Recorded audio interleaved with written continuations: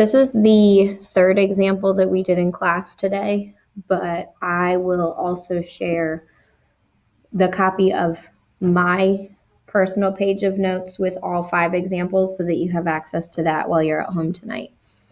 So this is page 75. So if you'll notice right off the bat, one big thing that's different from what we had previously is I have a 4 as my coefficient in front of x squared. Up to this point, we've only factored when this has been a 1. So I'm actually going to show you what this is going to look like with our algebra tiles first, and then we'll talk about the algebra that's happening. So I have 4 of my x squared pieces, and if I try to put them together like this, with my 4x pieces in a line and my 3-digit pieces in the other corner where my single units normally go, I can't actually fit all of my x pieces, my 8x pieces, evenly split between here and this corner where the other x pieces are supposed to go. So I'm going to take these and shift them on top and actually turn these 4x squared pieces into a square. And then I'm going to look at how can I take these 3 digits and now create a rectangle that uses all of these pieces. So if I do them this way, I can fit 3 x's along here, and I can also fit 3 x's on the top, like so.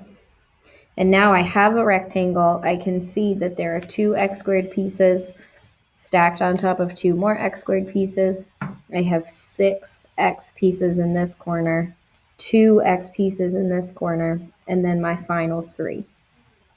So I'm going to shift these down so that we can look at the actual algebra that's happening here. See if we can figure out how this relates back to what we did yesterday. So I'm going to draw the box just like we did before. And this first corner represents my x squared pieces, and there are 4 of them.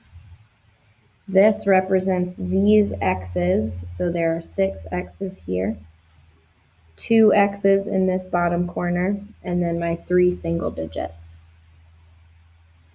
So I'm going to move my algebra tiles to the side, and now we're going to just talk in terms of algebra and relating it back to what we did yesterday when we were factoring with a coefficient of 1, or the number in front of x squared.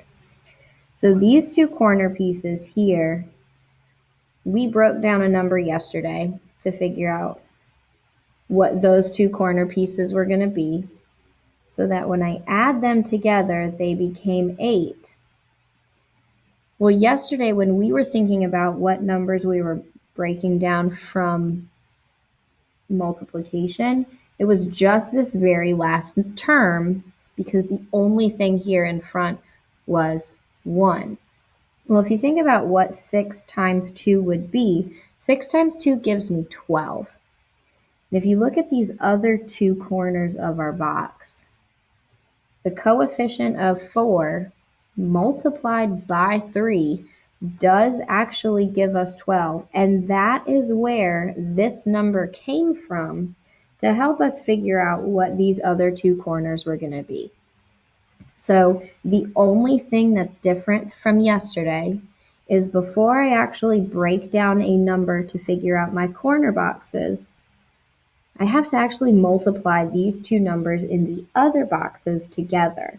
So here I did 4 times 3, which gives me 12. If I think about how I would factor 12, it would be 6 times 2. 6 times 2 gives me 12, but 6 plus 2 does give me 8. So this is the only difference from yesterday, is I'm going to have to do some multiplication before I actually can figure out what number we're trying to break down. And then from here on out, everything is exactly the same. So I'm going to look at 4x squared and 6x. Those both have an x in common, and 4 and 6 are both divisible by 2. 2x and 3 have nothing in common, so I put a 1 outside. 4x and 2x, or excuse me, 4x squared and 2x both have an x in common, and they can both be divided by 2. And 6x and 3 both have a 3 in common. So now I'm going to just double check myself and make sure that as I multiply each of these pieces together, they give me those boxes that are corresponding to the column and the row. So my final answer here for my factors would be 2x plus 1 times 2x plus 3. And again, the only difference from when we were factoring yesterday is I have to multiply first. Technically, if this was a 1, we could do 3 times 1 and get the number that we were dealing with yesterday, which was, in that case, because this was a 1, it did just end up being this last number. But now that I've changed this to be something other than 1, I do have to multiply those two values first to get this number. So like I said, this was the third example we did in class today. I'm going to share all of my notes from our examples together in class so that you have access to those. Email me if you have any questions. Other than that, you're more than welcome to come hang out with me in tutorials tomorrow before class starts.